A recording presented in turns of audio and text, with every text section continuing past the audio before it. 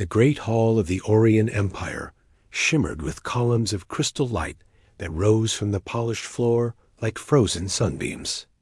Even among such marvels, the human named Liam felt out of place. He stood alone at the center of the throne chamber, while 1,000 alien eyes watched him from the balconies above. The court had summoned him without explanation, and he had a growing sense that the room itself held its breath. He kept his gaze steady, though. He had learned long ago that humans were always being tested in this empire, whether anyone admitted it or not. The alien queen entered with the quiet grace of a drifting star. Her name was Ryla. Her silver crest rested like a living crown, and her long mantle shimmered with threads of captured starlight. She was a figure carved from legend itself, yet her expression was unreadable. Liam bowed as deeply as he knew how, and he remained still as she approached the center of the chamber. The courtiers bowed in waves as she passed. Her presence bent the room into ceremony and awe. Liam simply waited. The queen gave no greeting. Instead, she spoke with the clarity of a blade. She announced that the young heir of the empire would now speak his first chosen word before the court. This was a centuries-old ritual, and one none dared interrupt. The chosen word would define the path of the heir's spirit. It would shape their identity and even the political winds of the empire. It mattered in ways Liam still struggled to understand. The child was brought forward by 2 attendants. He was small, with pale blue skin and bright violet eyes that seemed to hold entire nebulae in their depths. Liam had seen him only once before, during a diplomatic event. The boy had shown no signs of special interest in him. Then, yet now, his gaze locked onto Liam as if drawn by something ancient. The court grew silent. The queen positioned herself behind the child and rested, one elegant hand upon his shoulder. The priest of the empire spoke the ritual words. The chamber vibrated faintly as energy conduits in the walls responded to the old phrases. The priest instructed the young heir to choose the first word of his life. The child inhaled softly. His eyes never left Liam. Then he spoke in a clear voice that carried effortlessly through the hall. He said a single word. He said, "Father." The hall froze. Every movement stopped. Every whisper died. Liam did not breathe. The queen did not blink. The court stared as if the universe itself had tilted sideways. For an alien heir to choose a foreign word was already unheard of. For that word to refer to a human was beyond scandal. It was a cosmic shock. Liam felt 100 political knives aim at him in the same instant, though none were drawn. Not yet. The queen stepped forward. Her expression remained controlled, but a subtle tremor crossed her crest. She asked the attendants to remove the child for a moment. The boy protested and reached toward Liam, but the attendants guided him gently through a side passage. Only when the child vanished did the queen turn her full gaze upon Liam. It felt like standing beneath the weight of a star. She asked him in a measured tone to explain what he had done to earn such a title from her heir. Liam struggled to speak. He chose his words with care. He explained that he had not taught the child that word, nor had he encouraged the bond. He had only rescued the young heir 2 months earlier during an attack on the outer colony ship. He explained that the child had been trapped beneath debris when raiders had breached the hull. He had acted on instinct. He had lifted the collapsed struts despite the crushing weight and carried the heir to safety through fire and collapsing corridors. He had reached the evacuation pod with seconds to spare before the ship cracked apart. He had not thought of honor or debt. He had only acted. The queen listened with the discipline of a veteran ruler. When he finished, she dismissed the courtiers from the hall. They obeyed without question, though their shock was visible.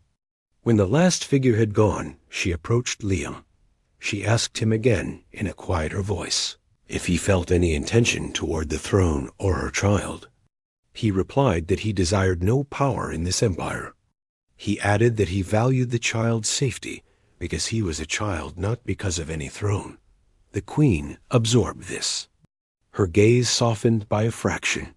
She admitted that the heir was deeply sensitive to emotional bonds due to the nature of their species. For a child to speak the word father meant he had anchored his spirit to Liam in a way that could not be undone. The queen explained that this would shape the child's future. It would shape the political world as well. She asked Liam if he understood the gravity. He admitted he did not fully understand, but he wished to try. The queen summoned the child again. When the boy returned, he immediately clung to Liam's leg. Liam lowered himself calmly and placed a gentle hand on the boy's shoulder. The queen observed silently.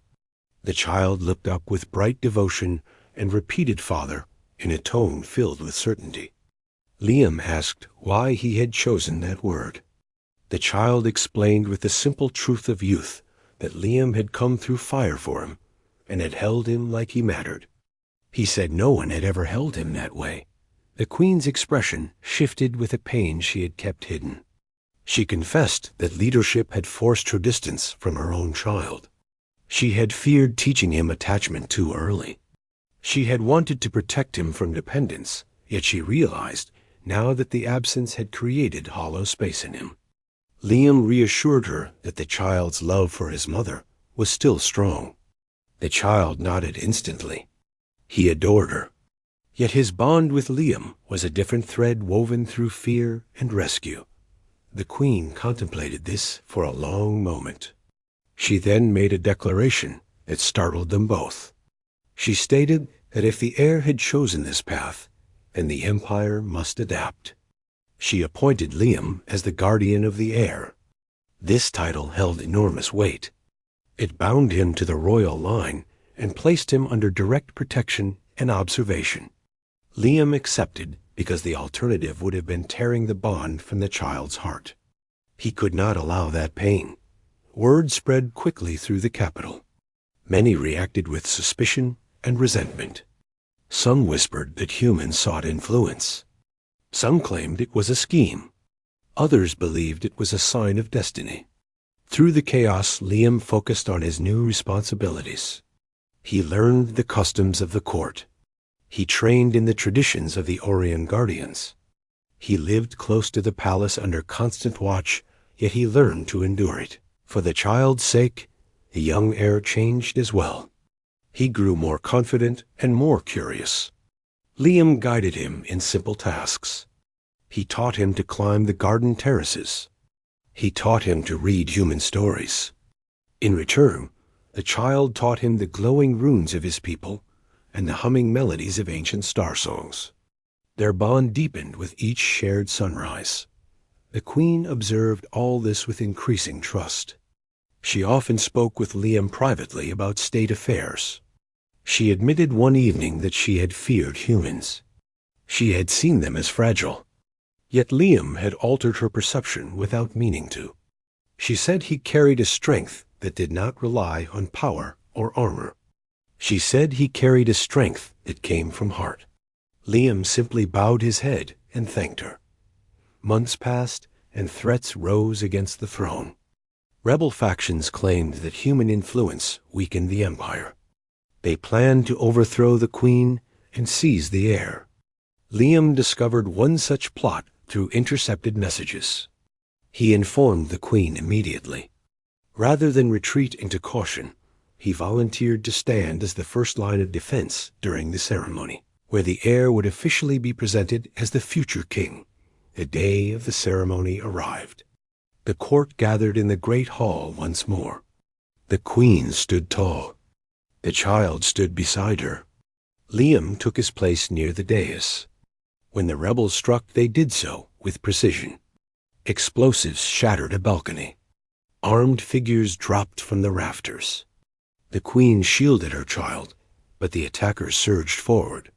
Liam moved with human speed that caught them off guard. He tackled one. He disarmed another. He used only what force was needed, yet he moved like a force of iron. The attackers expected weakness. They found resolve. more rebels appeared. Liam shielded the child with his own body. He took blows that would have broken bone, yet he remained standing. He embodied every story of human tenacity.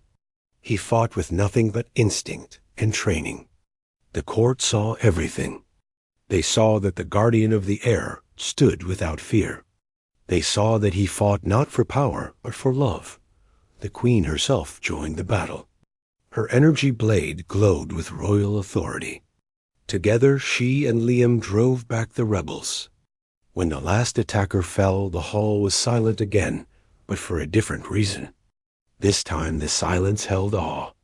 The queen turned to Liam. She acknowledged before all that the human had saved her child twice. She declared that he had earned a place in the empire that none could challenge. The child ran to Liam and clung to him. He called him father again. The courtiers did not gasp this time. They bowed. The queen bowed her head slightly as well. It was a gesture of deep honor. Liam accepted it with humility. He knew that the bond between them had changed more than one life. It had changed the course of the empire. From that day forward, Liam served as guardian and teacher. The queen trusted him with matters others never heard. The child thrived under the guidance of two worlds. The empire grew stronger with unity rather than suspicion. Humans became known not as outsiders, but as allies. This shift radiated through star systems. Years passed. The child grew taller and wiser. He learned diplomacy from